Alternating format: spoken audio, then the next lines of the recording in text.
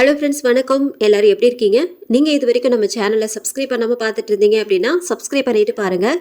கூடவே இருக்கிற பெல் பட்டனையும் ப்ரெஸ் பண்ணிக்கோங்க. இப்போ வாங்க நம்ம கதைக்குள்ளே போயிடலாம். இந்த கதையும் கேட்குறதுக்கு கொஞ்சம் இன்ட்ரெஸ்டிங்காகவே இருக்கும்.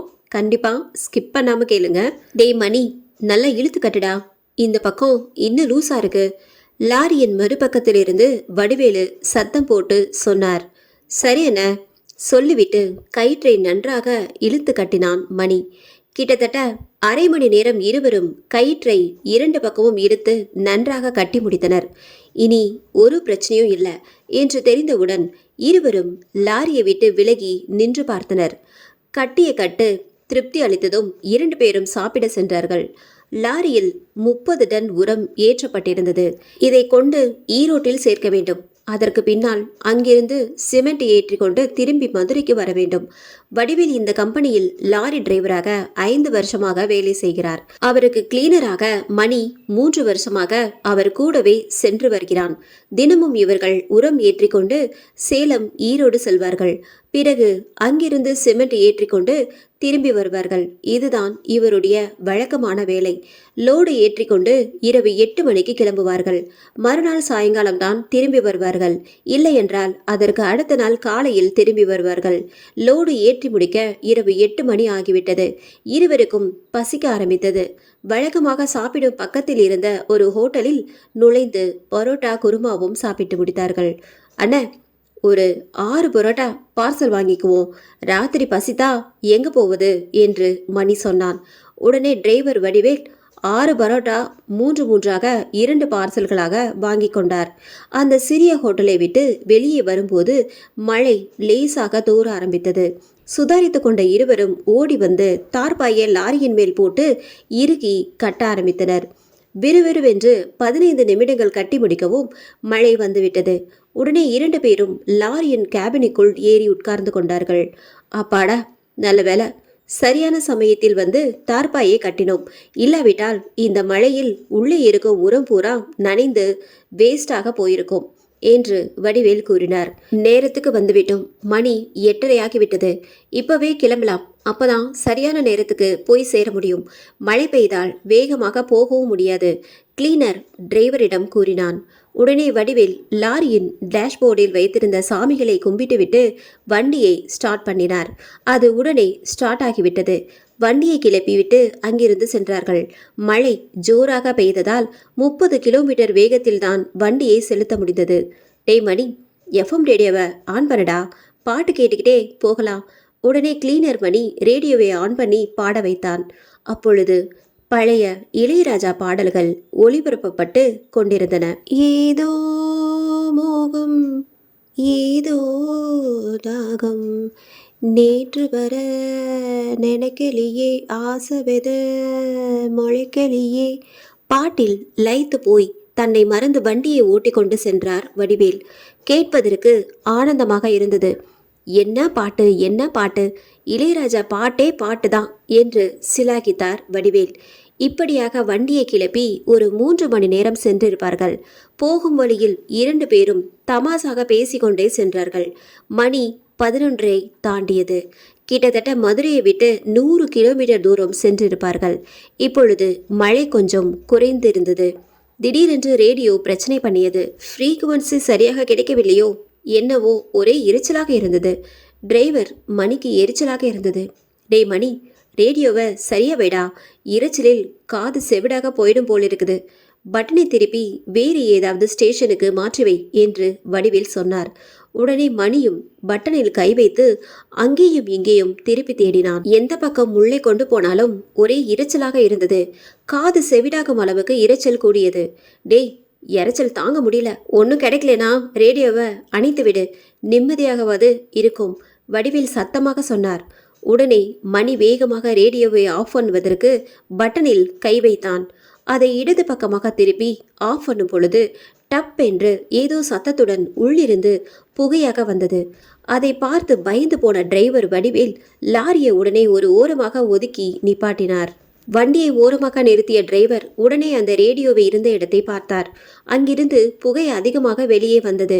உடனே அந்த இடத்தில் தீப்பற்றி விடுமோ என்று பயந்து ரேடியோவை உள்ளிருந்து இழுத்து வெளியே தூக்கி எறிந்தார் வடிவேல். கீழே விழுந்த ரேடியோ புகைந்து கொண்டிருந்தது. உடனே 2 பேரும் கீழே இறங்கி எரிந்து கொண்டிருந்த ரேடியோவை பார்த்தார்கள். அது முற்றிலும் சேதமடைந்திருந்தது. பிறகு எரிந்த ரேடியோவை அங்கேயே விட்டுவிட்டு மீண்டும் லாரியின் கேபினுக்குள் ஏறி உட்கார்ந்தனர். நல்ல வேலை அண்ணா, சரியான சமயத்தில் ரேடியோவை எடுத்து வெளியே வீசிவிட்டீர்கள். இங்கேயே புகைந்து எரிந்திருந்தால் அவ்வளவுதான், லாரி முழுவதும் எரிந்து சாம்பலாகி இருக்கும் என்று கிளீனர் மணி சொன்னான். டே மணி, ரேடியோ இருந்த இடத்த நல்லா சோதனை செய்து பார். உள்ளே இருந்து ஏதாவது புகை அல்லது தீ மாதிரி தெரிகிறதா என்று நன்றாக பார் என்று வடிவேல் கூறினார். மணியும் உள்ளே நன்றாக பார்த்துவிட்டு, இல்லைண்ண, அப்படியெல்லாம் ஒன்றும் இல்லை, அந்த இடம் நல்லா தான் கிளியராக தான் இருக்கு என்று சொன்னான். ஒரு 10 நிமிடம் அங்கேயே உட்கார்ந்து விட்டு இனி பிரச்சனை இல்லை என்று தெரிந்தவுடன் மீண்டும் வண்டியை கிளப்பி சென்றார்கள். பாட்டு கேட்டுக்கொண்டே பிரயாணம் செய்வது நல்லா இருந்தது. இப்படி ரேடியோ எரிந்து நாசமாகிவிட்டதே என்று மணி கூறினான். உனக்கு பாட்டு தான் முக்கியமாகிவிட்டது, எனக்கு வேறு கவலை. இப்போது லாரியில் இருந்த ரேடியோ எரிந்து போய்விட்டதால் அதற்கான காசு நான் தான் லாரி ஓனருக்கு கொடுக்க வேண்டும் என்று வடிவேல் சொன்னார். என்னென்ன சொல்றீங்க? நம்ம சம்பளத்திலிருந்து கட் பண்ணுவாங்களா என்ன? உன்னோட சம்பளம் இல்லடா, என்னோட சம்பளத்தில் தான் கட் பண்ணுவாங்க. எப்படியும் 1000 ரூபாய் கையை விட்டு போயிடும். மீண்டும் பிரயாணம் தொடர்ந்தது. வண்டி போக போக சாலை ரொம்ப இருட்டாக இருந்தது. அன்று முழு அமாவாசை நாள். கும்மிருட்டாக இருந்தது. லாரியில் இருந்து வெளிப்பட்ட ஹெட்லைட்டின் வெளிச்சம் மட்டும்தான் ரோட்டில் தெரிந்தது. அந்த சாலையில் வேறு வாகனங்கள் ஒன்றும் தென்படவில்லை. 2 பக்கமும் மரங்கள் அடர்ந்து இருந்தன. சாலையில் வேறு வாகனங்கள் ஒன்றும் இல்லாததால் ரோடு கிளியராக இருந்தது. டிரைவர் வடிவேல் வண்டியை 60 கிலோமீட்டர் வேகத்தில் ஓட்டிக் கொண்டிருந்தார். அப்போது லாரியின் ஹெட்லைட் வெளிச்சத்தில் தூரத்தில் ஒரு பாலத்தின் ஓரத்தில் உள்ள சுவரில் ஒரு வெள்ளை உருவம் உட்கார்ந்து கொண்டு கையை காட்டியது போல் இருந்தது. நெருங்க நெருங்க அது பார்ப்பதற்கு ஒரு தூய வெண்மையான சேலை உடுத்தி கொண்டு ஒரு பெண் நின்றது போல் இருந்தது. அவள் கையை நீட்டிக்கொண்டு லாரியை நிறுத்த முயன்று கொண்டிருந்தாள். அதை பார்த்த டிரைவர் வடிவேல், டே மணி, அங்க பாத்தியா, ஒரு பெண் நின்று கொண்டு கையை காட்டுகிறாள். லாரியை நிறுத்தி அவளை ஏற்றி கொள்ளலாமா? என்ன என்ன சொல்ற? அண்ணா, இந்த விபரீத விளையாட்டெல்லாம் வேண்டாம். நடுராத்திரியில் லாரியை எங்கேயும் நிறுத்த வேண்டாம், அது நமக்கு ஆபத்தாக முடியும். எனக்கு பயமாக இருக்கிறது. டே மணி, அது மற்ற பெண்ணாக இருக்கலாம்டா. லாரியை நிப்பாட்டி நம்ம உல்லாசத்துக்கு அழைக்கலாம். பணம் கொடுத்தால் அவளுடன் சேர்ந்து சந்தோஷமாக நேரத்தை கழிக்கலாம் என்று சிரித்து கொண்டு கேலியாக பேசினார் வடிவேல். அண்ணா, அதெல்லாம் வேண்டாம்ண்ணே, எனக்கு அந்த பழக்கம்லாம் கிடையாது. பேசாம வண்டியை நிப்பாட்டாம போங்க அண்ணே, மணி பயத்துடன் சொன்னான். சரிடா, நான் வண்டியை நிப்பாட்டல, நீ பயந்து நடுங்காத என்று சொல்லிவிட்டு அந்த சிறு பாலத்தை கடந்து சென்றார்கள். அப்பொழுது அவர்கள் முகத்தில் குளிர்ந்த காற்று திடீரென்று கடந்து சென்றது. அந்த காற்றில் இருவாச்சி பூவின் மனம் குப்பென்று வீசியது. என்னென்ன திடீர்னு பூவாசம் அடிக்குது, அப்படியே ஆளையே கிறக்குதே, மணி மூக்கை உறிஞ்சி கொண்டே சொன்னான். இது இருவாச்சி பூவினுடைய வாசம்டா, மல்லிகை பூவின் தங்கச்சி. இந்த பூ ராத்திரி தான் பூக்கும், அப்போதுதான் மனம் பரப்பும். பக்கத்தில் எங்கேயாவது இருவாச்சி பூவின் தோட்டம் இருக்கலாம். அப்படி பூவின் மனத்தை முகர்ந்து கொண்டே பாலத்தை கடக்கும் பொழுது டிரைவரின் கண்கள் தன்னிச்சையாக பின்பக்கம் அந்த வெள்ளை நிற சேலை உடுத்தி கொண்டிருந்த பெண் இருக்கிறாளா என்று கூர்ந்து பார்த்ததில் அந்த பாலத்தின் பக்கத்தில் ஒரு கருவேல மரம் இருந்தது. அதிலிருந்து ஒரு வெள்ளை நிற சேலை மாட்டிக்கொண்டு காற்றில் பாலத்தின் மேல் உராய்ந்து ஆடிக்கொண்டிருந்தது. தூரத்திலிருந்து பார்ப்பதற்கு ஒரு பெண் பாலத்தில் நின்று கொண்டு கையசிப்பது போல இருந்தது. அதை பார்த்தவுடன் சிரித்தார். அடடா, இந்த மரத்தில் தொங்கிக் கொண்டிருக்கும் சேலைதான் ஒரு பெண் போல தோன்றியதா? சே, வட போச்சே, என் ஆசையில் அந்த சேலை மண்ணள்ளி போட்டு விட்டதே என்று சத்தமாக சிரித்து கொண்டே வண்டி ஓட்டினார் டிரைவர். என்னென்ன, உங்களுக்கு எல்லாமே கிண்டலா போச்சா? நான் மூச்சு பிடிச்சுக்கிட்டு பயந்து போய் உட்கார்ந்திருந்தேன். லாரியை பக்கத்தில் கொண்டு போகும் பொழுது திடீரென்று அந்த வெள்ளை உருவம் நம்ம மேலே பாய்ந்து விடுமோ என்று பயந்து கொண்டு கண்களை மூடிக்கொண்டிருந்தேன். நல்ல வேலை, அது வெறும் சேலையாக போய்விட்டது. கிளீனர் நிதானமாக மூச்சை வெளியே விட்டான். வடிவேலுக்கு சிரிப்பு தாங்க முடியவில்லை. சத்தம் போட்டு சிரித்தார். பிறகு வேகமாக லாரியை ஓட்டிக்கொண்டு அந்த இடத்தை கடந்து சென்றார்கள். அப்போது டிரைவர் வடிவேல் எதிர்ச்சியாக தன் பக்கத்தில் இருந்த சைடு கண்ணாடியை பார்த்தார். பார்த்தவருக்கு அதிர்ச்சி. அந்த பாலத்தின் மேல் இப்பொழுது அந்த வெள்ளை கலர் புடவையை காணவில்லை. என்னடா இது, அதிசயமாக இருக்கிறது. அந்த பாலத்தை கடக்கும்போது கூட அந்த சேலை தெளிவாக தெரிந்தது. அதற்குள் காற்று வீசி அந்த சேலையை இழுத்து கொண்டு போய்விட்டதா என்ன? அதற்கு வாய்ப்பே இல்லை. சேலை முட்கள் நிறைந்த கருவேல செடியில் மாட்டிக்கொண்டிருந்ததே. அவர் அப்படி யோசித்து கொண்டு வண்டியை செலுத்தும் பொழுது திடீரென்று லாரியின் பின்பக்கம் பார்க்கக்கூடிய சைடு கண்ணாடியில் நெருப்பு போன்ற இரு கண்கள் ஒரு மின்னல் போல் திடீரென்று தோன்றி மறைந்தது. அதை பார்த்தவுடன் டிரைவர் வடிவேலுக்கு தூக்கி வாரி போட்டது. ஐயோ அம்மா என்று கத்திவிட்டு தன்னை அறியாமலேயே ஸ்டேரிங்கை வலது பக்கம் திருப்பினார். அதை பார்த்து திணறி போனான் மணி. என்னென்ன, என்னாச்சு? குறுக்க ஏதாவது வந்துச்சா என்ன? அல்லது எதையாவது பார்த்து பயந்துட்டீங்களா? வண்டியை வேற பக்கம் திருப்பிட்டீங்க? கிளீனர் மணியும் கொஞ்சம் பயத்துடனே கேட்டான். இல்லடா மணி, அந்த பாலத்தின் மேல் ஒரு சேலையை பார்த்தோம் இல்லையா? ஆனா இப்போது அந்த சைடு கண்ணாடியை பார்க்கும்போது அந்த சேலை அங்க இல்லை.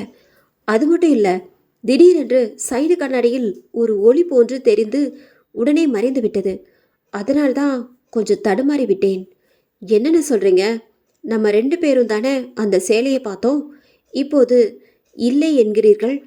ஆமாண்டா, முதலில் ஏதோ பெண் இருப்பது போல் தெரிந்தது. பிறகு அது ஒரு சேலை என்று தெரிய வந்தது. இப்போது அதுவும் காணாமல் போய்விட்டது. எனக்கு ஏதோ தப்பாக தோன்றுகிறது. சரி என்ன, அதற்காக ஏன் இப்படி கத்துனீங்க? நான் பயந்தே போயிட்டேன். அது வேறு ஒன்றும் இல்லடா, நீ பயந்து விடுவாய் என்று நான் உடனே சொல்லவில்லை. அந்த வெள்ளை சேலையை பார்க்க கண்ணாடியை பார்க்கும் பொழுது திடீரென்று 2 நெருப்பு போன்ற கண்கள் சைடு கண்ணாடியில் வந்து என்னை பயமுறுத்தின. அதை பார்த்துதான் நான் பயந்து கத்தினேன்.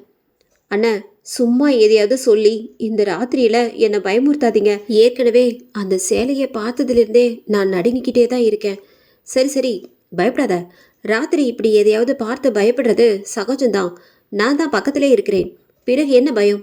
அதற்கு பிறகு டிரைவர் வடிவேல் வண்டியை வேகமாக ஓட்டத் தொடங்கினார். லாரியின் இரைச்சல் சவுண்ட் மட்டுமே தான் இருந்தது. இருவரும் பேசிக்கொள்ளவில்லை. திடீரென்று இருவாச்சி பூவின் மனம் மீண்டும் அவர்களுடைய மூக்கை துளைத்தது. மீண்டும் அதே இருவாச்சி பூவின் மனம் அடிக்கிறதே, இங்கேயும் தோட்டம் இருக்கிறதோ? டிரைவர் வடிவேல் கூறினார். ஆமாண்ண, எனக்கும் அந்த வாசனை வருது. மணியும் ஆமோதித்தான். அப்போது பின்னால் இருந்து யாரோ அழும் சத்தம் கேட்டது. வடிவேலுக்கு உடம்பு முழுவதும் வியர்த்து விட்டது. லாரியின் இந்த இரைச்சலை தாண்டி எப்படி அழுகுரல் கேட்கிறது? அதுவும் பக்கத்தில் கேட்ட மாதிரியே இருக்கிறதே. ஏதாவது மனப்பிரமையா?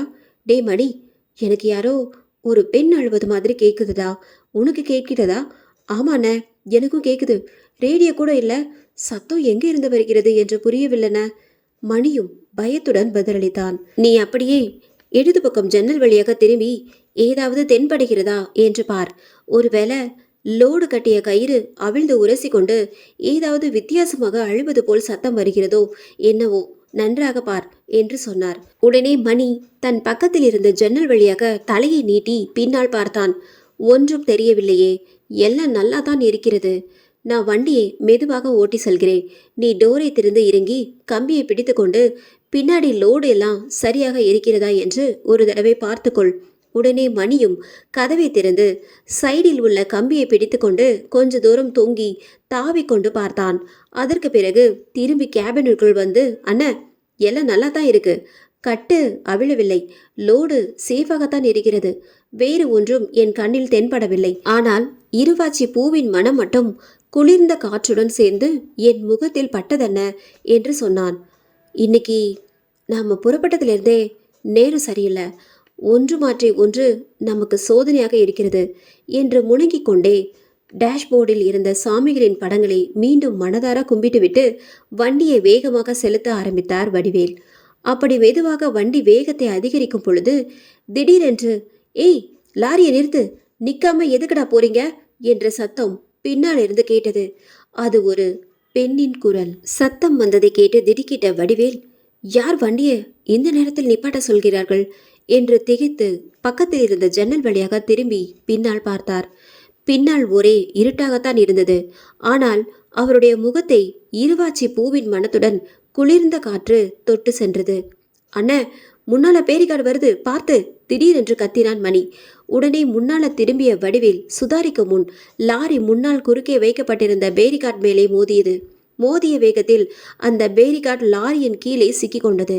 லாரி அதை இழுத்து கொண்டே கொஞ்ச தூரம் போய் நின்றது. கவனிக்காம பேரிகார்ட் மேல மோதிட்டீங்களே, இப்ப என்ன செய்யறது என்று மணி சொன்னான். ஒரு செகண்ட் திரும்பி பார்த்தேன். அதுக்குள்ள முன்னால பேரிகார்ட் வந்துருச்சு. ச்சே, என்னமோ தெரியல, ஆரம்பத்திலிருந்தே நேரமே சரியில்லை. பிறகு 2 பேரும் லாரியில் இருந்து ஜன்னல் வழியாக வெளியே பார்த்தார்கள். சுற்றிலும் கும்மிருட்டாக இருந்தது. ஆள் அரவம் இல்லை, வண்டிகளின் போக்குவரத்தும் இல்லை. நடுக்காடு. ஏதாவது கொடிய மிருகங்கள் வந்தாலும் காப்பாற்றுவதற்கு யாரும் கிடையாது. டே மணி, நான் சும்மா ஒன்றும் திரும்பி பார்க்கவில்லை. பின்னால் இருந்து யாரோ ஒரு பெண் கூப்பிடுவது போல் நன்றாக எனக்கு கேட்டது. அப்படி யார் அது என்று திரும்பி பார்க்கும் அந்த நொடி பொழுதில் வண்டி பேரிகார்டில் மோதிவிட்டது. என்னென்ன சொல்றீங்க? முதல்ல அழுவது போல் சத்தம் வந்தது, இப்போ யாரோ கூப்பிட்டாங்கன்னு சொல்றீங்க. சுத்திலும் யாரும் இல்லையே அண்ணன். இப்படி நடுக்காட்டில் நின்றுக்கிட்டு பயமுறுத்துறீங்களே, நடுங்கிக் கொண்டே கேட்டார் மணி. யாரோ என்னை கூப்பிட்டது போல் நான் கேட்டது உண்மைதாண்டா. நான் வேண்டுமென்றே பேரிகாடை இடிக்கவில்லை. எனக்கு ஒரே குழப்பமாக இருக்குது. அண்ணா, அதெல்லாம் ஒரு பக்கம் இருக்கட்டும். இப்போ பேரிகார்ட் மேலே மோதியதால் வண்டி டேமேஜ் ஆகிவிட்டது. கம்பெனிக்கு நாம தான் பணம் கொடுக்க வேண்டும். ரிப்பேர் செலவு நம் தலையில் தான் விழப்போகிறது. சரி சரி, நீ அதை பற்றி கவலைப்படாதே. செலவை நான் ஏற்றுக்கொள்கிறேன். சரி, இப்போது 2 பேரும் கீழே இறங்கி என்னதான் நடந்திருக்கிறது என்று பார்ப்போம். பிறகு 2 பேரும் சைட்ல இருந்த கதவை திறந்து இறங்க முற்படும் பொழுது ஒரு பெண் சிரிக்கும் குரல் கேட்டது. 2 பேரின் உடலும் சிலிர்த்தது. லாரியின் மேலே இருந்துதான் அந்த சத்தம் கேட்டது. நிச்சயம் அது ஒரு பெண்ணின் சிரிப்பு குரல்தான். அப்போ கேபினுக்கு மேல் யாரோ நடந்து செல்லும் சத்தமும் கேட்டது. கூடவே கொலுசு சத்தமும் கேட்டது. அவ்வளவுதான். 2 பேரும் நடுங்கியே போய்விட்டார்கள். ஆனால் வடிவேல் பயத்தை வெளிக்காட்டி கொள்ளவில்லை. அண்ணா, வண்டியிலிருந்து கீழே இறங்காதீங்க. மேலே யாரோ நடக்கிற சத்தம் கேட்கிறது. சலங்கி சத்தம் வேற வந்து பயமுறுத்துகிறதன. இருவாச்சி பூவின் மனமும் ரொம்ப பக்கத்தில் அடிக்குதன. யாரோ கேபினுக்கு மேலே இருக்கிறாங்க. அது எப்படிடா நமக்கு தெரியாமல் கேபினுக்கு மேல் ஏற முடியும்? எப்பவும் போல இது ஒரு மன பிராந்தி தான் போல இருக்கு. பயப்படாமல் கீழே இறங்கி பார்ப்போம். அண்ணா, வேண்டாம், ஏதோ எனக்கு தப்பாக தோணுது. உள்ளேயே இருந்து கொள்வோம். வேணும்னா லாரியை ரிவேஸ் எடுத்து பாருங்கண்ணே. ஒருவேளை பேரிகார்ட் லாரியை விட்டு பிரிந்து போகலாம். நமக்கும் வேலை ஈஸியாக முடிந்துவிடும். மணி தன்னுடைய ஐடியாவை சொன்னான். இவன் சொல்வதும் சரிதான். அப்படி ரிவர்ஸ் எடுத்து பார்க்கலாம் என்று நினைத்து கொண்டு கியரை ரிவர்ஸுக்கு மாற்றினார். வண்டி முரண்டு பிடித்தது. உடனே ரிவர்ஸ் கியரிலே ஸ்பீடை கூட்டினார். கரகரவென்று சத்தத்தை எழுப்பிக் கொண்டு லாரி பின்னால் சென்றது. ஆனால் பேரிகார்ட் லாரியை விட்டு பிரிந்து செல்லவில்லை. அது 2 பேருக்கும் நன்றாக புரிந்துவிட்டது. இப்போ என்னடா சொல்ற? ரிவேஸையும் எடுத்து பார்த்தாச்சு. பேரிகார்ட் இன்னும் நல்லா மாட்டிக்கொண்டது மாதிரி இருக்கு. சரி, வேறு வழி இல்லை, இறங்கித்தான் பார்க்கணும். அண்ணா, எனக்கு இப்பொழுதும் பயமாக தான் இருக்குண்ணே. நான் உள்ளே இருந்துக்கிறேன். டேய், உள்ளுக்குள்ளே இருந்துக்கிட்டா வேலை நடக்குமாடா? லாரிக்கு என்னதான் ஆச்சு என்று பார்க்க வேண்டாமா? பேரிகார்ட் வேற நல்லா சிக்கிடுச்சு போல தெரியுது. கீழே போய் அதை உருவி எடுக்க வேண்டும் அல்லவா? அதற்கு பிறகுதானே லாரியை இங்கிருந்து கிளப்ப முடியும். பயப்படாமல் கீழே வா, நானும் கூட வருகிறேன் சொல்லிவிட்டு கதவை திறந்து கீழே இறங்கினார் வடிவேல். இறங்கிய பிறகு வடிவேல் கேபினுக்கு மேலே எட்டி பார்த்தார். அங்கே யாரும் இருந்ததற்கான ஒரு அடையாளமும் இல்லை. இப்போது சலங்கை சத்தமும் கேட்கவில்லை, சிரிப்பு சத்தமும் கேட்கவில்லை, பூவின் மனமும் இல்லை. மயான அமைதியாக இருந்தது. டே மணி, கேபினுக்கு மேலே ஒன்றுமே இல்லடா, பயப்படாத, கீழே இறங்கி வா. பிறகு மணியும் தைரியத்தை வரவழைத்து கொண்டு கீழே வந்தான். பிறகு 2 பேரும் சேர்ந்து லாரியின் கீழே சிக்கிக் கொண்டிருந்த பேரிகார்டை இழுக்க முயற்சித்தார்கள். அது அசைந்து கொடுக்கவே இல்லை. 1 மணி நேரம் கடுமையாக முயற்சி செய்து இழுக்க பார்த்தனர். ஆனால் லாரி அதன் மீது ஏறி நன்றாக அமுக்கிக் கொண்டிருந்தது. என்ன செய்யலாம் என்று அங்கு உட்கார்ந்து கொண்டே யோசித்தார்கள். டே மணி, ஒரு ஐடியா இருக்குது. கேபினுக்கு உள்ளே போய் அந்த பெரிய தடிமனமான முறுக்கு கயிறை கொண்டு வா என்று சொன்னார். உடனே அவன் கேபினுக்கு சென்று அந்த பெரிய கயிறை எடுத்துக்கொண்டு கீழே இறங்கினான். பிறகு வடிவேல் அந்த கயிற்றின் ஒரு முனையை லாரியின் கீழே சிக்கிக் கொண்டிருக்கும் பேரிகார்டில் கட்டினான். பிறகு மரமுனையை மணியிடம் கொடுத்து, டே மணி, இந்த கயிற்றின் முனையை அதோ பக்கத்தில் இருக்கும் மரத்தின் மீது சுற்றி கட்டு என்று சொன்னான். உடனே மணியும் அந்த கயிறை தூக்கி கொண்டு அவர் சொன்னபடி கட்டி வைத்தான். சரி, இப்பொழுது எல்லாம் ஓகே. மணி, நீ லாரியின் பின்னால் போய் நின்று வேறு ஏதாவது வண்டிகள் வருகிறதா என்று பார்த்துக்கொள். நான் லாரியை வேகமாக ரிவர்ஸ் எடுத்து கொண்டு வருவேன். வேறு வண்டி மீது மோதிவிடாமல் நீ பார்த்து கொள்ள வேண்டும் என்று டிரைவர் கூறினார். உடனே மணி நடந்து சென்று லாரியின் பின்னால் நின்றான். மணி, வண்டி ரிவர்ஸ் எடுக்கிறேன், வரலாமா என்று வடிவேல் சத்தமாக கத்தினார். வாங்க, தாராளமாக வரலாம், ஒரு பிரச்சனையும் இல்லை, மணி சத்தமாக பதில் சொன்னான். உடனே டிரைவர் ரிவர்ஸ் கியரை போட்டு வண்டியை வேகமாக ஃபுல் ஸ்பீடில் பின்னால் எடுத்தார். லாரி பயங்கர இரைச்சலுடன் பின்னால் வேகமாக பாய்ந்தது. அந்த வேகத்தில் லாரிக்கு அடியில் சிக்கியிருந்த பேரிகார்ட் பீத்து கொண்டு கயிறு கொண்டு கட்டப்பட்டிருந்த மரத்தின் மேல் படார் என்று மோதினது. இப்படியாக பேரிகார்ட் லாரியின் அடியில் இருந்து விடுபட்டு தனியாக பிரிந்தது. அப்பாடா, ஒரு வழியாக பேரிகார்ட் லாரியில் இருந்து பிரிந்து விட்டது. நிம்மதி பெருமூச்சு விட்டார் வடிவேல். லாரியில் சிறிதளவு டேமேஜ் ஏற்பட்டிருக்கலாம், அதை பிறகு சரி பண்ணி கொள்ளலாம் என்று எண்ணிக்கொண்டார். டேய் மணி, எல்லாம் நல்லபடியாக முடிந்துவிட்டது. பேரிகார்ட் லாரியிலிருந்து பிரிந்து விட்டது. நீ அங்கிருந்து முன்னால் வந்துவிடு, இனி தைரியமாக கிளம்பலாம் என்று சொன்னார். ஆனால் பின்னால் இருந்து ஒரு அணக்கமும் இல்லை. மணியிடமிருந்து ஒரு பதிலும் வரவில்லை. டே மணி, அப்படியே வரும்பொழுது அந்த மரத்திலும் பேரிகார்டிலும் கட்டப்பட்டிருந்த கயிற்றை அவிழ்த்து கொண்டு வந்துவிடு என்று சத்தம் போட்டு சொன்னார். அப்பொழுதும் பதில் ஒன்றுமே வரவில்லை. என்ன இவன், ஒருவேளை லாரிக்கு அந்த பக்கம் போய் விட்டானா, ஒருவேளை பாத்ரூமுக்கு எங்கேயாவது ஒதுங்கிட்டானோ என்று நினைத்து கொண்டு அவரே கீழே இறங்கி கயிற்றை அவிழ்க்க போனார். பிறகு வடிவேல் கயிற்றை அவிழ்த்து சுருட்டி கட்டி கேபினுக்குள் வைத்தார். பிறகு மீண்டும் உரக்க மணியை கூப்பிட்டார். கடைசியில் மணி லாரியின் பின்னால் இருந்து தளர்த்த நடையுடன் நடந்து வந்தான். என்ன அண்ணனடா போட்டு பொம்பளை மாதிரி வர, எல்லா வேலையும் நல்லபடியாக முடிஞ்சிருச்சு, இனி பிரச்சனை ஒன்றும் இல்லை, லாரிக்குள் ஏறு, கிளம்பலாம் என்று சொன்னார் வடிவேல்.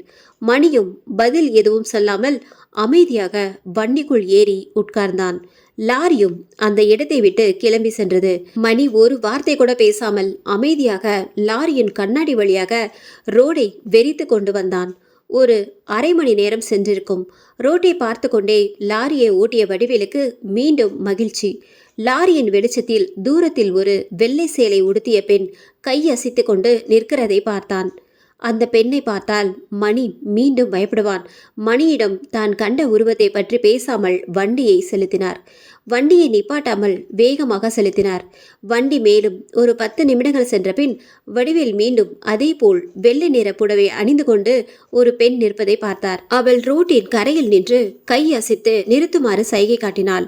இந்த தடவை அவளுக்கு பின்னால் ஒரு ஆணும் நின்ற மாதிரி தெரிந்தது. லாரியை நிறுத்தினால் தேவையில்லாத பிரச்சனை வரும் என்று எண்ணிக்கொண்டு வண்டியை நிப்பாட்டாமல் வேகமாக முன்னோக்கி செலுத்தினார். அதுவரை வாய் திறக்காமல் அமைதியாக உட்கார்ந்திருந்த மணி வடிவேலை பார்த்து, என்னண்ணே வண்டியை நிப்பாட்டாம போறீங்க, பாவம் இந்த நடுராத்திரியில உதவி கிடைக்காமல் ஏதோ அவசரத்தில் நிப்பாட்ட சொல்றாங்க, நீங்க என்னடானா லாரியை நிறுத்தி என்ன விஷயம்னு கேட்காம அப்படியே போறீங்களே என்று கேட்டான் மணி. டேய், உனக்கு என்ன பைத்தியம் பிடிச்சிருக்கா? 10 நிமிஷத்துக்கு முன்னால் இதே பெண் தான் நம்ம லாரியின் குறுக்கே கை காட்டி நிறுத்த சொன்னாள்.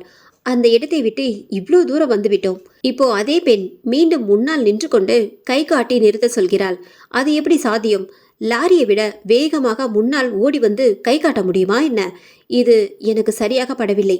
ஏதோ தப்பு நடக்கிறது. வடிவேல் பதில் சொன்னார். தப்புன்னு தெரியுதுல, லாரியை நிப்பாட்ட வேண்டியது தானே? கிளீனர் மணியின் குரல் முற்றிலும் மாறி இருந்தது. மணி சொன்னதை கேட்டதும் வடிவேலுக்கு கோபம் பொத்து கொண்டு வந்தது. என்னடா, உனக்கு புத்தி கித்தி பேதலிச்சு போச்சா? கொஞ்ச நேரத்துக்கு முன்னால ஒரு வெள்ளை சேலையை பார்த்து அந்த பயம் பயந்த, இப்ப என்ன வீரியம் கூடிருச்சோ? வாயை முடிக்கிட்டு வாடா, வடிவேல் எச்சரித்தார். டேய், வண்டியை நிறுத்துகிறாயா இல்லையா? மணி முதல் முறையாக மரியாதை இல்லாமல் பேசினான். அதை கேட்ட வடிவேலுக்கு அதிர்ச்சியாக இருந்தது. இத்தனை வருஷமாக தன்னுடன் வேலை செய்கிறான். ஒரு நாள் கூட இப்படி மரியாதை இல்லாமல் இவன் பேசியது கிடையாது.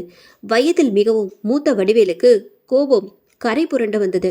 என்னடா நாயே, மரியாதை இல்லாமல் பேசுற? உனக்கு கொழுப்பு தலைக்கு மேலே ஏறிடுச்சு. எங்கடா இப்படி பேச கற்றுக்கிட்ட என்று சொல்லிவிட்டு ஸ்டேரிங்கை ஒரு கையால் பிடித்து கொண்டு மறு கையால் மணியின் கன்னத்தில் ஓங்கி அடித்தார். ஆனால் அவர் அடித்த அடி அவன் கன்னத்தில் படாமல் ஏதோ வெற்றிடத்தில் அரைந்தது போல அவருடைய கை அவன் முகத்தை ஊடுருவி தாண்டி போனது. வடிவேல் உடனே அதிர்ந்து போய் அவனை பார்த்தார். அவர் கண்களில் பயம் கொப்பளித்தது. கைகள் நடுக்க கொடுத்தன. ஏய் ஏய், நீ நீ யாரு? நீ மணி இல்ல, நீ நீ ஏதோ ஒன்று என்று நடுக்கத்துடன் கேட்டார். ஆனால் மணி அவரை ஏளனமாக பார்த்து பயங்கரமாக சிரித்தான். அதை பார்த்து அதிர்ச்சியடைந்த வடிவேல் பயத்துடன் அவனை பார்த்து கொண்டிருக்கையில் அவன் ஒரு புகை மண்டலமாக மாறினான். அப்படியே பக்கத்தில் இருந்த ஜன்னல் வழியாக புஷ் என்ற சத்தத்துடன் அந்த கருப்பு புகை வெளியேறியது. பயந்து வெலவெலத்து போன டிரைவர் வடிவேல் உடனே பிரேக் போட்டு வண்டியை அங்கேயே நிறுத்தினார். இனி வண்டியில் போனால் பாதுகாப்பு இல்லை என்பது உணர்ந்து கொண்டார். வண்டியில் உட்கார்ந்து அப்படியே தன் போனை எடுத்து ஓனருக்கு போன் செய்தார். நடந்தது எல்லாவற்றையும் ஒன்று விடாமல் சொல்லி முடித்தார். சரி, நீ அப்படியே அங்கேயே நில்லு, லாரியை விட்டுட்டு எங்கேயும் போகாத. வண்டியில் நிறைய லோடு இருக்கிறது, அதை யாரும் திருடாமல் பார்த்துக்கொள். இன்னும் 3 மணி நேரத்தில் நான் அங்கே வந்து விடுவேன் என்று ஓனர் சொன்னார். வடிவேல் கொஞ்சம் தைரியசாலிதான். என்ன வந்தாலும் பார்த்து கொள்ளலாம் என்று எண்ணி அங்கேயே லாரியில் பக்கத்தில் நின்று கொண்டார். ஒரு சிகரெட்டை எடுத்து வேகமாக இழுத்து ஊதி கொண்டிருந்தார். சிகரெட்டில் இருந்த நெருப்பு அவர் கை விரல்களை சுடும் வரை தன்னை அறியாமல் அதை புகைத்து கொண்டிருந்தார். கை விரல்களில் சூடு தெரிந்த பின் கையை உதறி சிகரெட்டை தூர வீசினார். அதற்கு பிறகு அசம்பாவிதம் ஒன்றும் நடக்கவில்லை. ஓனர் சொன்ன மாதிரி 3 மணி நேரம் கழித்து அந்த இடத்திற்கு தன்னுடைய காரில் வந்து அடைந்தார். பின்னால் ஒரு போலீஸ் ஜீப்பும் வந்தது. ஓனர் பிரச்சனையை புரிந்து கொண்டு போலீஸையும் கூட்டிக் கொண்டு வந்து விட்டார் போல் இருந்தது. லாரியின் உரிமையாளர் லாரியின் பக்கத்தில் நின்று கொண்டிருந்த வடிவேலுவிடம் வந்து விசாரித்தார். போலீஸ் அந்த இடத்தை சுற்றி பார்த்து கொண்டிருந்தார்கள். லாரி உரிமையாளர் வடிவேலுவிடம் விவரத்தை கேட்டார். உடனே வடிவேல் தனக்கும் கிளீனர் மணிக்கும் நடந்த அமானுஷ்ய விஷயங்களை பற்றி முழுவதுமாக ஒன்று விடாமல் சொன்னார். அதை கேட்ட உரிமையாளருக்கு நம்புவதா வேண்டாமா என்று யோசனையில் ஆழ்ந்தார். வடிவேல் 5 வருடங்களுக்கு மேலாக லாரி டிரைவராக இந்த உரிமையாளருக்கு பணிபுரிந்து வருகிறார். மிகவும் நேர்மையான டிரைவராக தன் வேலையை செய்து கொண்டு வந்தார். இதுவரை இப்படி ஒரு பிரச்சனை வந்ததில்லை. நீ சொல்வது ஒரு பக்கம் இருக்கட்டும், கிளீனர் மணி எங்கேதான் போய்விட்டான்? உன் கூட ஒரே லாரியில் தானே வந்தான், இடையில் புகையாக மாறி பறந்து விட்டான் என்று சொல்கிறாய். அது உனக்கு நடந்த ஏதோ ஒரு அமானுஷ்ய செயல் என்று வைத்துக்கொள்வோம். ஆனால் உன் கூட வந்த கிளீனர் மணி எங்கே போனான்? உன் கூட இங்கே இருந்திருக்க வேண்டுமே. அதானே ஐயா, எனக்கும் ஒன்றுமே புரியல. நான் கடைசியில் வண்டியை ஓட்டும் பொழுது கூட என் கூட வந்தது மணிதான் என்று நினைத்து கொண்டேன். பிறகுதான் புரிந்தது அது வேறு ஏதோ ஒன்று. அப்போ ஆக்சிடென்ட் ஆன இடத்திலிருந்து என் கூட வந்தது மணி இல்லை, வேறு ஏதோ ஒன்று. எனக்கு அப்போதே சந்தேகம் வந்தது. என்னிடம் எப்பொழுதும் நன்றாக பேசி கொண்டிருக்கும் மணி அதற்கு பிறகு பேசவே இல்லை. அதற்கு பிறகு மரியாதை இல்லாமல் தான் என்னிடம் பேசினான். அப்போதுதான் கோபத்தில் நான் அவனை அடிக்கும்போது அந்த அமானுஷ்ய நிகழ்ச்சி நடந்தது. எனக்கு ஒன்றுமே புரியவில்லை. மணி எங்கே போய்விட்டான் என்று எனக்கு ஒன்றுமே தெரியாது என்று வடிவேல் டிரைவர் கூறினார். அப்போது லாரி உரிமையாளருடன் வந்த போலீஸ் வண்டி எங்கேயோ சுற்றி அலைந்துவிட்டு வேகமாக அங்கே வந்து நின்றது. சார், இங்கிருந்து 20 கிலோமீட்டர் பின்னால் ரோட்டில் ஒரு டெட் பாடி கிடைத்தது. அது ஒரு ஆண். ஏதோ ஒரு வாகனத்தில் அடிபட்டு இறந்திருக்கலாம் என்றுதான் தோன்றுகிறது. நீங்கள் அதை வந்து பாருங்க. அது யார் என்று தெரியவில்லை. போலீஸ் அதிர்ச்சிகரமான விஷயத்தை சொன்னார்கள். எனது டெட் பாடியா என்று சொல்லிவிட்டு காரில் டிரைவரை ஏற்றிக்கொண்டு வேகமாக அங்கே போனார் லாரி உரிமையாளர்.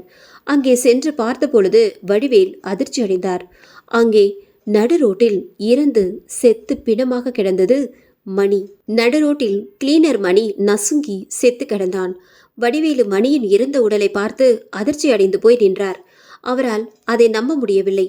மணி எப்படி இருந்தான் என்ற விஷயம் டிரைவர் வடிவேலுக்கு புதிராக இருந்தது.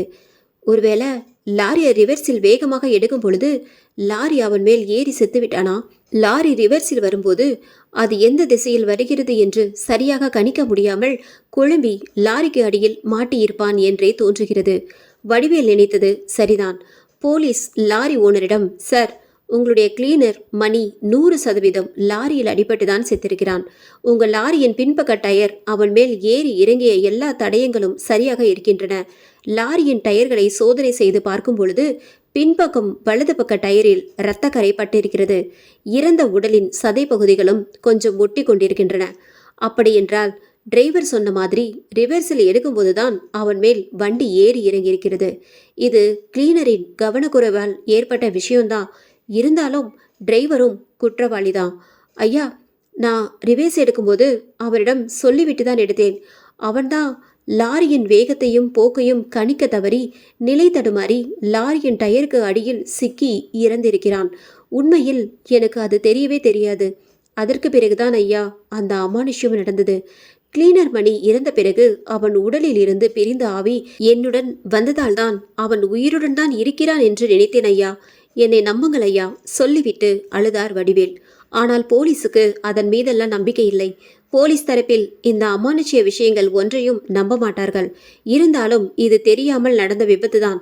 என்னுடைய கிளீனரை நானே தெரியாமல் லாரி ஏற்றி கொன்று விட்டேனே.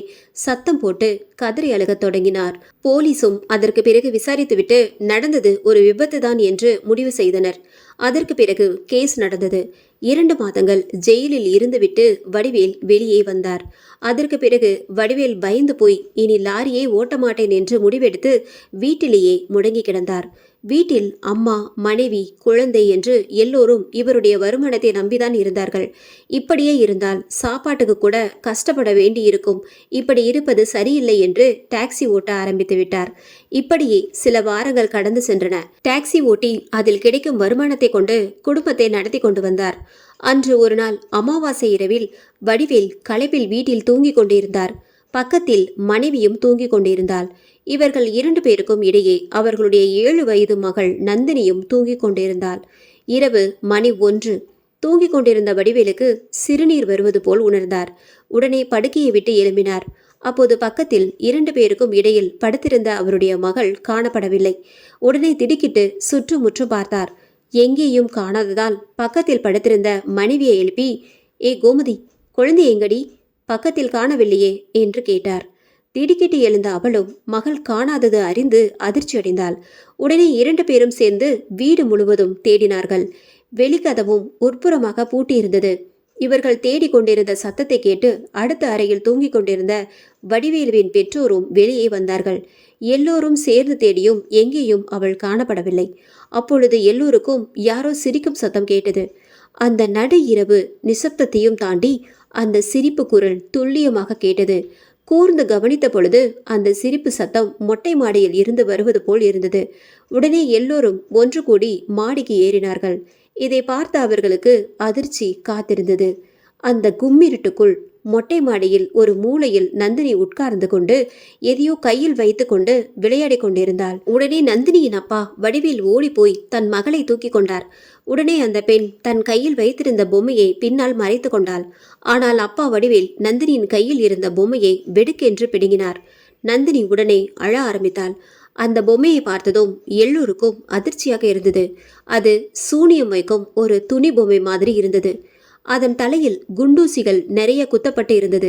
முடி பரட்டை போல் விரிந்து கிடந்தது. ஏய் நந்தினி, எப்படி இந்த ராத்திரி மொட்டை மாடிக்கு வந்த? இப்படி தனியாக வரலாமா? உனக்கு பயமா இல்லையா? இது என்ன பொம்மை? எங்க இருந்து கிடைத்தது என்று கேட்டார். அம்மா, அப்பாவை அந்த பொம்மையை கொடுக்க சொல்லுங்க. அது எனக்கு மணி அங்கிள் கொடுத்தது என்று கண்ணை கசக்கி கொண்டு அழுதாள் நந்தினி. மணி அங்கிளா? என்னடி சொல்ற? மணி என்ற பெயரை கேட்டதும் அதிர்ந்து போய் நின்றார் வடிவேல். வடிவேல் தன் மகள் நந்தினியை தூக்கி பிடித்து, என்னம்மா சொல்ற? மணி அங்கிள் தான் இந்த பொம்மையை உனக்கு கொடுத்தாரா? நல்லா ஞாபகப்படுத்தி சொல்லு என்று கேட்டார். ஆமாப்பா, மணி அங்கிள் தான் பொம்மையை கொடுத்தாரு. நான் உங்க 2 பேருக்கும் நடுவில் நல்லா தூங்கி கொண்டிருந்தேன். அப்போ யாரோ வந்து என்னை எழுப்பினார்கள். நான் உடனே உங்க 2 பேரையும் பார்த்தேன். நீங்கள் 2 பேரும் நல்லா தூங்கி கொண்டு இருந்தீங்க. அப்புறம் மீண்டும் படுத்துக்கொண்டேன். அப்போது மீண்டும் யாரோ நந்தினி என்று கூப்பிட்ட மாதிரி இருந்தது. அந்த சத்தம் பின்னால் இருந்து வந்தது. நான் உடனே எழும்பி பின்னால் பார்த்தேன். முதலில் பார்க்கும்போது இருட்டில் சரியாக தெரியவில்லை. கண்ணை கசக்கிக் கொண்டு மீண்டும் நல்ல பார்த்தபோதுதான் தெரிந்தது அது மணி அங்கிள் என்று. அவர் என்னை பார்த்து சிரித்து கொண்டே நின்று கொண்டிருந்தார். கையில் ஒரு பொம்மை வைத்து கொண்டு என்னை கூப்பிட்டார். நான் உடனே உங்களை எழுப்பலாம்னு கையை உங்கள் மீது வைத்தேன். ஆனால் அங்கிள், அம்மா அப்பாவை தொந்தரவு பண்ணாத, அவர்கள் தூங்கட்டும் என்று என்னை தடுத்து விட்டார். நான் உடனே எழும்பி அவர் கையில் வைத்திருந்த பொம்மையை வாங்க அவர் பக்கத்தில் சென்றேன். ஆனால் அவர் இங்கே தரமாட்டேன், மொட்டை மாடிக்கு வா, தருகிறேன் என்று சொன்னார். பிறகு அவர் பொம்மையை வைத்து கொண்டு மாடிக்கு ஏறி போனார். நானும் உடனே அவர் பின்னால் மொட்டை மாடிக்கு வந்தேன். மாடிக்கு நான் போன பிறகு இந்த பொம்மையை எனக்கு கொடுத்தார். நீங்க வரும்பொழுது அங்கேதான் நின்று கொண்டிருந்தார். கொஞ்ச நேரம் முன்பு வரை என் கூட இந்த பொம்மையை காட்டி என் கூட விளையாடி கொண்டுதான் இருந்தார். நீங்க வந்த பிறகு திரும்பி பார்த்தால் அவரை காணோம் என்று சொல்லிவிட்டு சுற்றி பார்த்தால் அந்த சிறுபெண். நந்தினி சொல்லியதை கேட்டதும் சுற்றி இருந்த அனைவருக்கும் தலையே சுற்றியது. செத்துப்போன ஒருத்தரை பார்த்தேன் என்று சொல்கிறாள். ஆனால் வடிவேலுக்கோ ஏதோ தப்பாக நடக்கிறது என்று புரிந்து கொண்டார். 3 மாதங்களுக்கு முன்னால் இறந்து போனவன் எப்படி வர முடியும்? அதுவும் பூட்டியிருந்த வீட்டுக்குள் எப்படி வந்தான்? எதற்காக நந்தினியை மட்டும் கூட்டிக் கொண்டு மொட்டை மாடிக்கு போனான்? எதற்காக இந்த சூனிய பொம்மையை கொடுத்தான்? அன்னைக்கு லாரியில் என் கூட வந்தது இதே ஆவிதான் என்று நினைக்கிறேன். இன்று என் குழந்தைக்கு ஏதாவது ஆபத்து விளைவிக்க வந்திருக்கிறானோ என்னவோ? பலவிதமான குழப்பமான எண்ணங்கள் அவர் உள்ளே ஓடிக்கொண்டிருந்தது. பிறகு எல்லோரும் நந்தினியை கூப்பிட்டு கொண்டு வீட்டுக்குள்ளே வந்தார்கள். நந்தினி அந்த பொம்மையை விடாமல் தன் கையில் வைத்து கொண்டிருந்தாள். உடனே அப்பா வடிவேல் நந்தினியின் கையில் இருந்த பொம்மையை பிடுங்கிக் கொண்டு வீட்டுக்கு வெளியே செருப்பு வைக்கிற இடத்தில் வைத்து விட்டார். உடனே நந்தினி அழுதாள். உடனே அம்மா அவளுக்கு வேறொரு பெரிய பொம்மையை எடுத்து கொடுத்தாள். பிறகு அமைதியானாள். வெளியே நின்று கொண்டிருந்த வடிவேல் அப்படியே சுற்றி முற்றி பார்த்தார். ஒரே இருட்டாக இருந்தது. தூரத்தில் ஒரு தெருவிளக்கு எரிந்து கொண்டிருந்தது. அவர்கள் வீடு இருக்கும் தெருவில் நாய்கள் வழக்கத்துக்கு மாறாக குறைத்து கொண்டிருந்தன. அப்படி அவர் நின்று கொண்டு யோசித்து கொண்டிருக்கும் பொழுது, ஐயோ வடிவேல், இங்க வாப்பா, இங்கே ஏதோ தப்பா நடக்குது, வேகமா வீட்டுக்கு உள்ளே வா. வடிவேலின் அம்மா கத்தி கூப்பிட்டாள். அம்மாவின் குரலில் உள்ள விபரீதத்தை புரிந்து கொண்டு அடித்து புரண்டு வீட்டுக்குள்ளே ஓடினார் வடிவேல். அங்கே அவருக்கு பெரிய அதிர்ச்சி காத்து கொண்டிருந்தது. வடிவேலின் மனைவி கோமதி தலையை விரித்து போட்டுக்கொண்டு கத்தி கொண்டிருந்தாள். அவளுடைய கண்கள் மேல் நோக்கி சொருகி கொண்டிருந்தன. தன்னுடைய தலைமுடியை அவளே இழுத்து கொண்டு இருந்தாள்.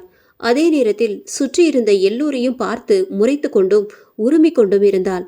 தன் உடம்பையும் சுற்றி ஆட்டிக்கொண்டே இருந்தாள். ஏய், ஏண்டி இப்படி பைத்திய மாதிரி நடந்துக்கிற? உனக்கு பேய் பிடிச்சிருச்சா என்ன? எலும்படி அங்கிருந்து என்று மனைவியை திட்டினார் வடிவேல். என்னடா சொன்ன? என்ன பார்த்து என்ன டீயா? நான் என்ன பொம்பளையா? முட்டா பயலே! கோபத்தில் கத்தினாள் கோமதி.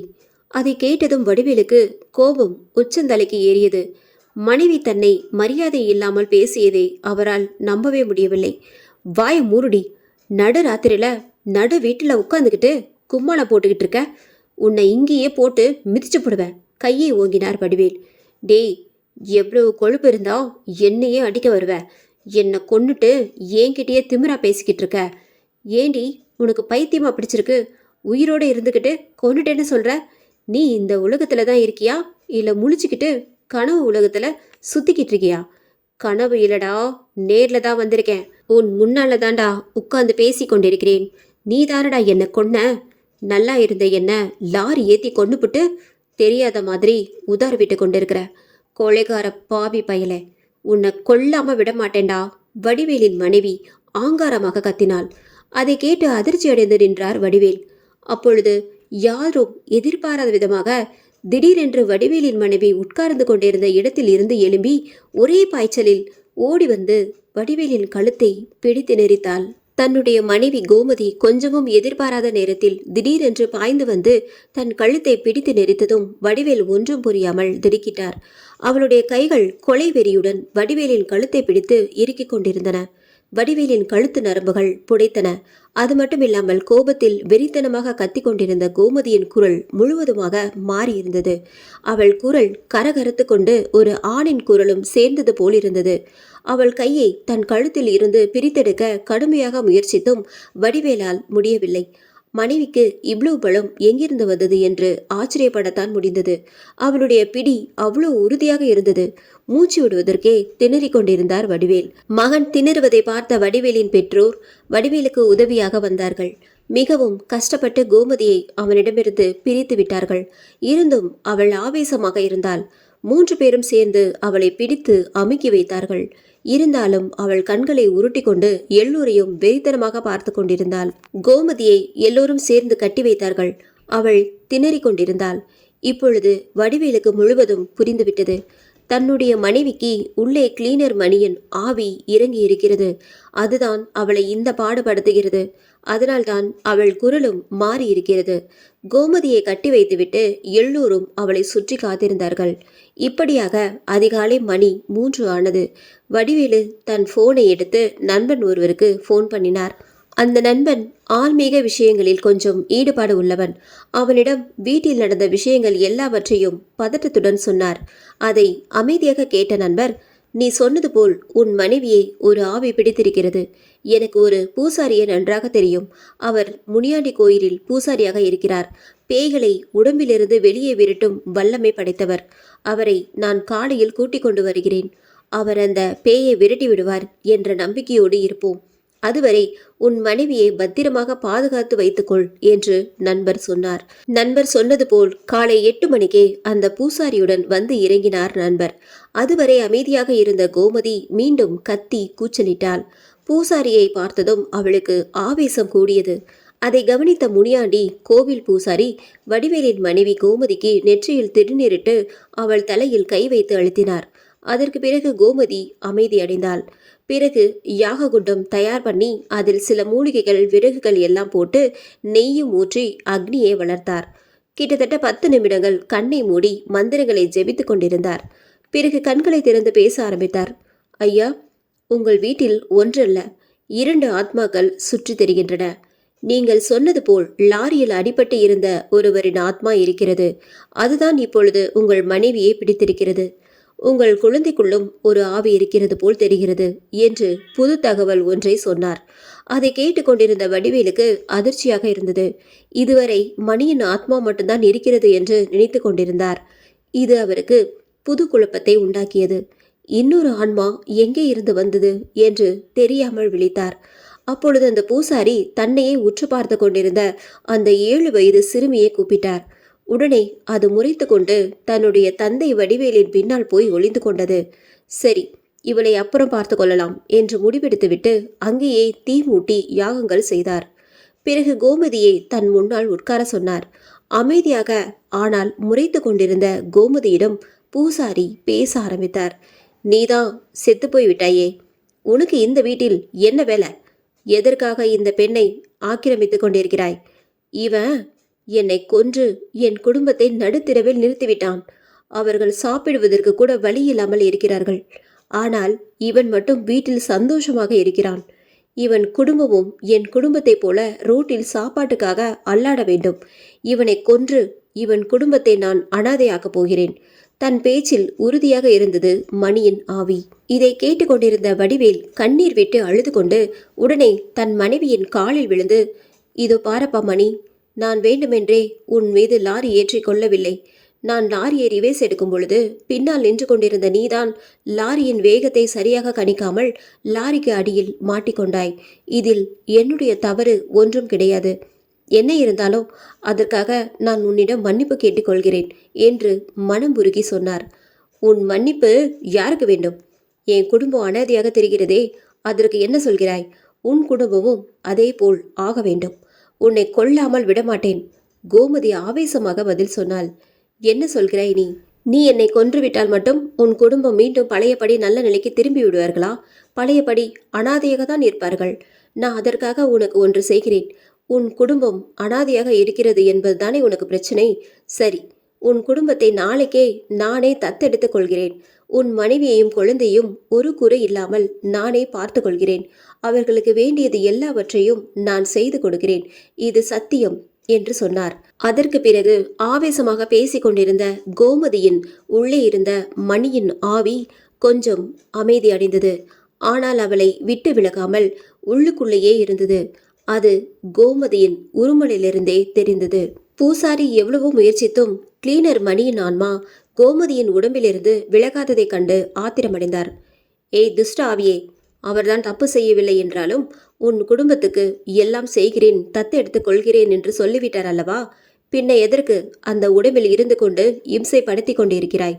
இதற்கு மேலும் நீ இந்த உடம்பில் இருந்தால் உன்னை அடியோடு அழித்து விடுவேன். அதற்கு பிறகு நீ மேல் உலகமும் போக முடியாது, இங்கேயும் தங்க முடியாது. நடுவில் உழன்று கொண்டுதான் இருப்பாய். உனக்கு ஒரு நாளும் முக்தி கிடையாது. இப்பொழுதே உன்னை இல்லாமல் ஆக்குகிறேன் என்று எச்சரித்தார். அதற்கு பிறகு கொஞ்ச நேரம் உருமிக் கொண்டிருந்த கோமதி அப்படியே மயங்கி கீழே சரிந்தாள். சிறிது நேரம் அப்படியே உணர்வில்லாமல் கிடந்தாள். திடீரென்று அவள் உடல் துடித்தது. பிறகு தன்னாலே அவள் வாய் திறந்தது. அப்பொழுது அவள் வாயிலிருந்து கருப்பு நிறத்தில் ஒரு புகை மண்டலம் வெளியேறியது. அந்த புகை மண்டலம் அந்த அறையை 3 முறை சுற்றிவிட்டு கதவு வழியாக வெளியேறியது. மீண்டும் அமைதியானது அந்த அறை. சிறிது நேரம் அப்படியே படுத்து கிடந்தாள் கோமதி. அவள் முகம் இப்பொழுது பார்ப்பதற்கு தெளிவாக இருந்தது. அதற்கு பிறகு வடிவேல் அவள் அருகில் சென்று அவள் தலையை வருடி கொடுத்தான். திடீரென்று அவளுடைய கண்கள் அகலமாக திறந்தது. படுத்து கிடந்தவள் அப்படியே எழும்பி உட்கார்ந்தாள். அதை பார்த்த வடிவேலு அவளை விட்டு விலகி தள்ளி உட்கார்ந்தான். எல்லோரையும் மீண்டும் உக்கிரமாக சுற்றி பார்த்தாள். அவள் பார்வையில் இருந்து அவளுக்குள் ஆவி இன்னும் இருக்கிறது என்று உணர்ந்து கொண்டார் பூசாரி. வடிவேலுவும் பூசாரியின் முகத்தை பார்த்தார். என்ன பூசாரியா, இவளுடைய முகத்தை பார்த்தால் இன்னும் அந்த ஆவி இவளை ஆட்கொண்டிருப்பது போல் தெரிகிறதே என்று கேட்டான். அவன் குரலில் கவலை தோய்ந்திருந்தது. பூசாரிக்கும் ஆச்சரியமாகத்தான் இருந்தது. என்னடா, இவ்வளவு முயற்சி செய்தும் கோமதி இன்னும் பழைய நிலைக்கு திரும்பவில்லையே என்று வேதனைப்பட்டார். அப்போது கோமதி திடீரென்று சத்தம் போட்டு பயங்கரமாக சிரித்தாள். ஆனால் இப்பொழுது அவள் குரலில் பெண்மை இருந்தது. இதுவும் கோமதியின் குரல் அல்ல, ஆனால் வேறொரு பெண்ணின் குரல் போல் தெரிந்தது. உடனே அதிர்ச்சியுடன் வடிவேல் பூசாரியை பார்த்தான். என்ன சாமி, என்னாச்சு? என் பொண்டாட்டியின் சத்தம் இப்பொழுது வேறு மாதிரி இருக்கிறதே, இது அவருடைய சொந்த குரல் இல்லையே சாமி. வடிவேலு வருத்தத்துடன் பூசாரியை கேட்டான். அமைதியாக இருங்க, இது எனக்கு தெரிந்த விஷயம்தான். நான் ஏற்கனவே சொன்னேன்ல, இங்கே ஒரு ஆவி இல்லை 2 ஆவி இருக்கிறது என்று சொன்னேன் அல்லவா?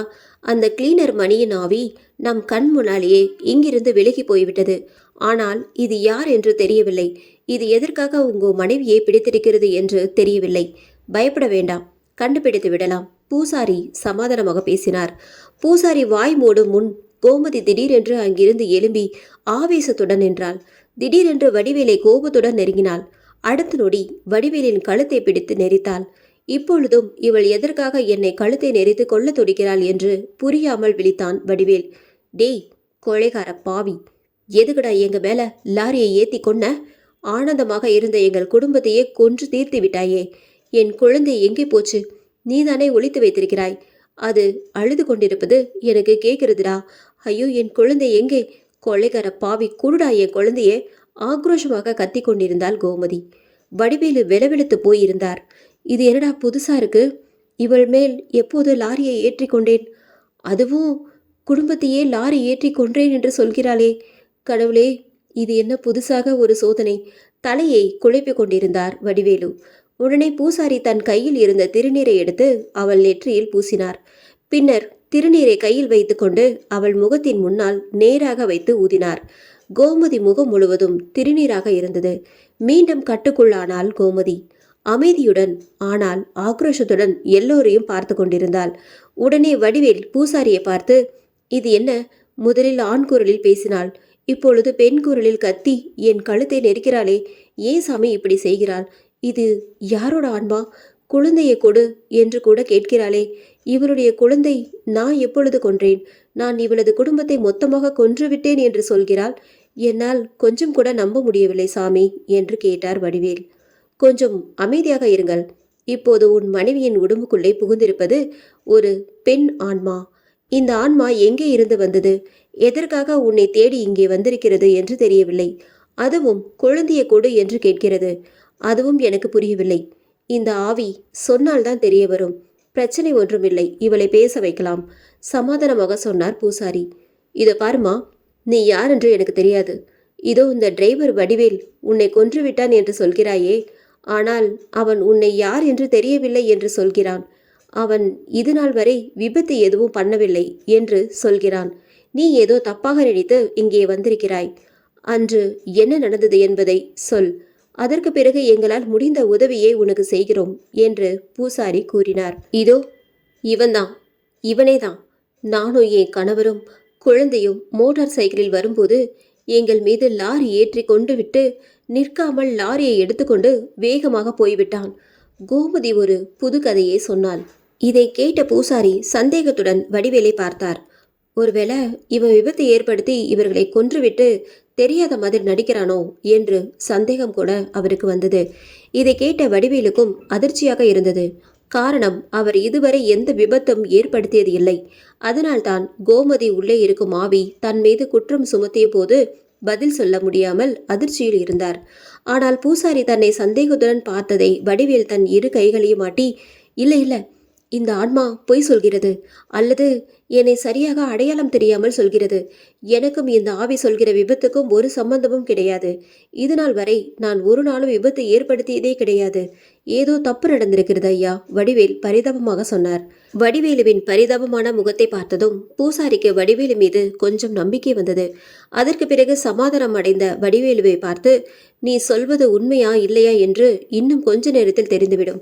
இந்த ஆன்மா உண்மையை சொல்கிறதா பொய் சொல்கிறதா அல்லது உண்மை தெரியாமல் உளறுகிறதா என்று கண்டுபிடித்து விடலாம். கொஞ்சம் பொறுங்கள். பிறகு பூசாரி கோமதியின் உடம்புக்குள் இருக்கும் ஆவியுடன் பேச ஆரம்பித்தார். இதோ பாருமா, எங்களுக்கு ஒரே குழப்பமா இருக்கு. உனக்கு விபத்து ஏற்பட்ட அன்று நடந்ததை விவரமாக சொல்லு. அப்பொழுதுதான் நீ சொன்னதை நான் நம்ப முடியும். என் பெயர் இருவாச்சி.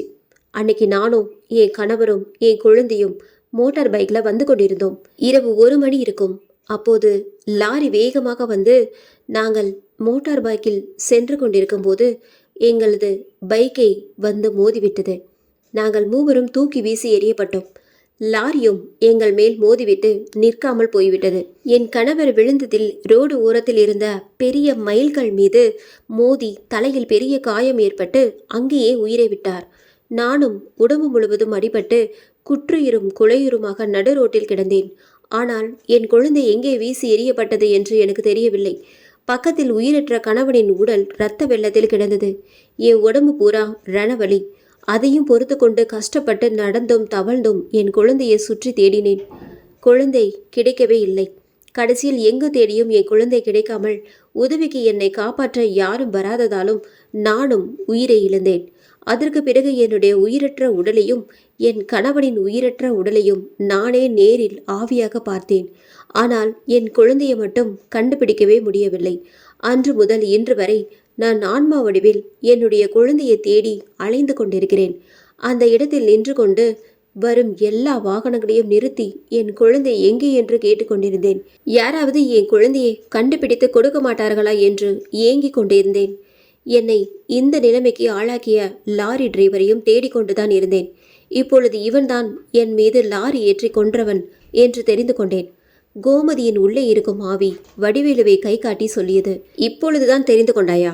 அப்படின்னா விபத்து ஏற்பட்ட சமயத்தில் உன்னை லாரி ஏற்றி கொன்றவன் யார் என்று உனக்கு தெரியாது, அப்படித்தானே? ஆமா, அன்னைக்கு எனக்கு தெரியாது. அவன்தான் எங்களை அடித்து போட்டு ஓடிவிட்டானே. நானும் என் குழந்தையை தேடிக்கொண்டிருந்ததால் அவனை விரட்டி கொன்று செல்ல முடியாமல் போய்விட்டது. நீ சொல்வது உண்மை என்றால் அன்னைக்கு உன்னை கொன்றவன் யார் என்று தெரியாது இல்லையா? பிறகு எப்படி இவன்தான் கொன்றான் என்று நினைத்து கொண்டு அவருடைய மனைவிக்குள் புகுந்து ஆக்கிரமித்துக் கொண்டிருக்கிறாய்? இந்த வடிவேலுதான் உன் குடும்பத்தின் மீது லாரியை ஏற்றி கொன்றான் என்று எப்படி சொல்கிறாய்? என்னை கொன்றது யார் என்று எனக்கு அப்பொழுது தெரியாது. இப்பொழுது தெரிந்துவிட்டது. இவன் கூட லாரியில் வந்தவன் தான் சொன்னான்.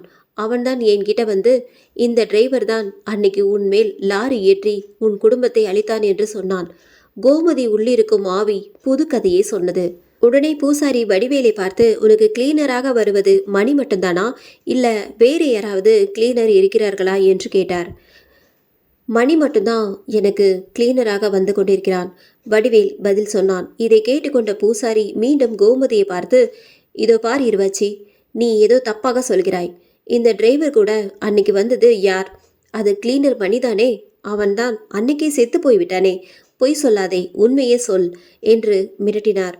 இல்லை இல்லை, நான் உண்மையைதான் சொல்கிறேன். அன்னைக்கு ராத்திரி 1 மணி அளவில் இந்த டிரைவரும் இன்னொருத்தனும் சேர்ந்து லாரியில் வந்து கொண்டிருந்தார்கள். என் குழந்தையை தேடிக்கொண்டிருந்த நான் இந்த லாரியை நிப்பாட்டை கேட்கலாம் என்று கை நீட்டி மறித்தேன். ஆனால் இந்த பாவிகள் லாரியை நிறுத்தாமல் வேகமாக சென்று விட்டார்கள். லாரியை நிப்பாட்டாமல் சென்றதுக்கு இவன் கூட வந்த கிளீனர் தான் காரணம். நான் கை காட்டி நிறுத்த சொல்லி ரோட்டில் நிற்கும் பொழுது வண்டியை நிப்பாட்டாதீங்க என்று டிரைவரிடம் சொல்லிவிட்டான்.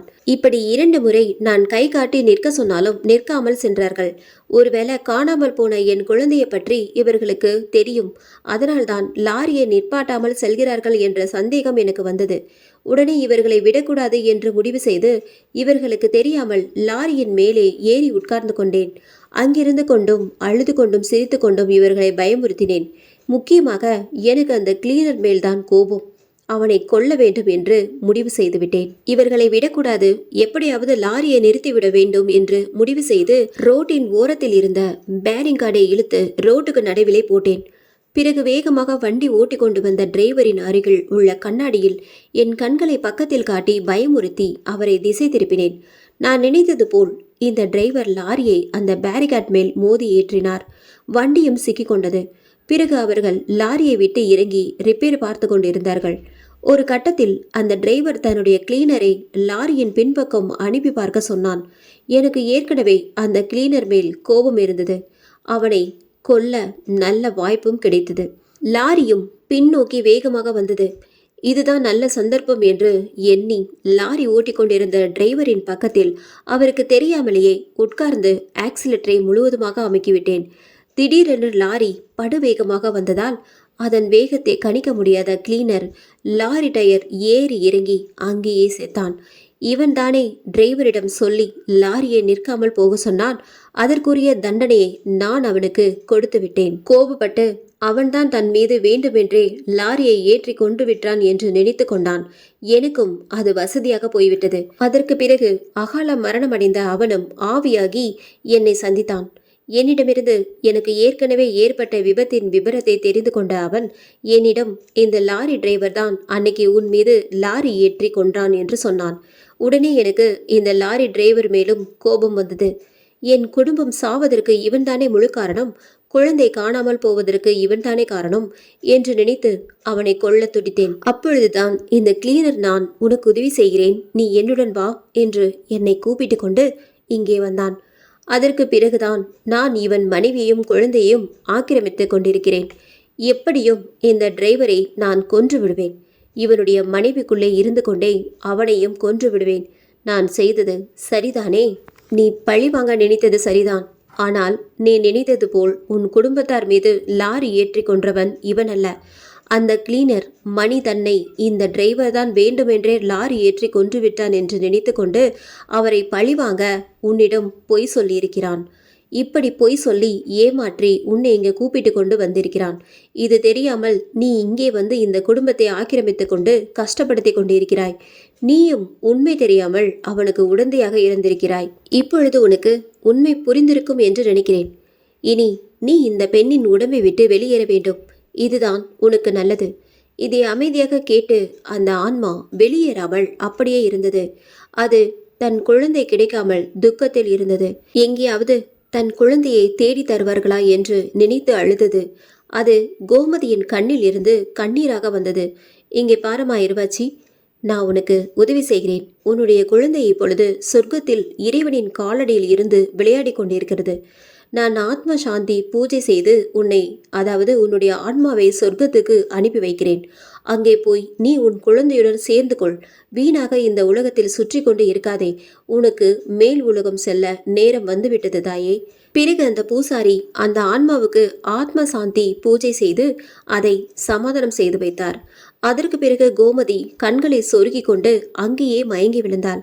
அவளது உடம்பு கொஞ்சம் துடித்து கொண்டிருந்தது. சிறிது நேரம் கழித்து கண் விழித்து அமைதியாக உட்கார்ந்து எல்லோரையும் பார்த்தாள். நடந்தது என்னவென்று தெரியாமல் விழித்து கொண்டிருந்தாள். பூசாரியும் அவளிடம் ஒன்று விடாமல் எல்லாவற்றையும் சொல்லி தெரிய வைத்தார். உங்களை பிடித்திருந்த எல்லா ஆவிகளையும் இப்பொழுது விரட்டிவிட்டேன்.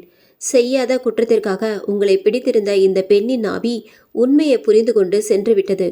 நீங்கள் வாக்கு கொடுத்தது போல் கிளீனரின் குடும்பத்திற்கு எல்லா உதவியும் செய்யுங்கள். இனிமேல் இந்த ஆன்மாக்கள் உங்களை தொல்லைப்படுத்தாது என்று கூறிவிட்டு பூசாரி அங்கிருந்து வெளியே வந்தார். அப்போது வடிவேலின் மகள் வெளியே வடிவேலுவால் தூக்கி எறியப்பட்ட பொம்மையை தூக்கி வைத்து கொண்டு விளையாடி கொண்டிருந்தாள். அந்த பொம்மையும் அவள் கையில் இருந்து துடித்து கொண்டிருந்தது. இவர்களை பார்த்ததும் அந்த பொம்மையை தன் பின்னால் மறைத்து கொண்டாள் அந்த பெண். பூசாரிக்கு தெரிந்துவிட்டது. அந்த பொம்மையை கொடுத்த கிளீனரின் மணியின் ஆவிதான் உள்ளே இருக்கிறது என்று புரிந்து கொண்டார். மெதுவாக குழந்தையின் அருகில் சென்ற அவர் திடீரென்று அந்த பொம்மையை அந்த குழந்தையின் கையில் இருந்து பிடுங்கி கொண்டார். அந்த பொம்மை பூசாரியின் கையில் இருந்து துடித்து தப்பியோட முயன்றது. ஆனால் பூசாரி கொஞ்சம் கூட தாமதிக்காமல் அந்த பொம்மையை தூக்கி கொண்டு உள்ளே எரிந்து கொண்டிருந்த ஹோம குண்டத்தில் எரிந்தார். அந்த பொம்மையின் உடல் முழுவதும் தீப்பிடித்து கொழுந்துவிட்டு எரிந்தது. அந்த பொம்மை தீயின் வெப்பத்தை தாங்க முடியாமல் துடிப்பதை பார்க்க முடிந்தது. கொஞ்ச நேரத்தில் எரிந்தும் சாம்பலானது. அதற்கு பிறகு அந்த ஹோமகுண்டத்தில் இருந்து பயங்கர சத்தத்துடன் அலறி அடித்துக்கொண்டு வெளியேறியது அந்த புகை மண்டலம். எல்லோரும் பயந்து போய் அதை பார்த்து கொண்டிருந்தார்கள். அந்த கிளீனர் மணியின் ஆவி நம்மை எல்லோரையும் ஏமாற்றிவிட்டு அந்த பொம்மையில் இருந்திருக்கிறது. நல்ல வேளை அந்த குழந்தை பொம்மையை எடுத்து விளையாடிய போது எனக்கு தெரிந்துவிட்டது. இப்பொழுது அந்த ஆவி ஹோமத்தில் விழுந்து முழுவதும் உருக்குலைந்து விட்டதால் இனி அது இந்த உலகில் எங்கேயும் நடமாடாது. அது போக வேண்டிய இடத்துக்கு போய்விட்டது. இனி எல்லோரும் நிம்மதியாக இருங்கள். பூசாரி சொல்லிவிட்டு போய்விட்டார். இந்த நாவல் உங்களுக்கு பிடிச்சிருந்தது அப்படின்னா நம்ம சேனலை மறக்காமல் சப்ஸ்கிரைப் பண்ணுங்கள், லைக் பண்ணுங்கள், ஷேர் பண்ணுங்கள். நன்றி, வணக்கம்.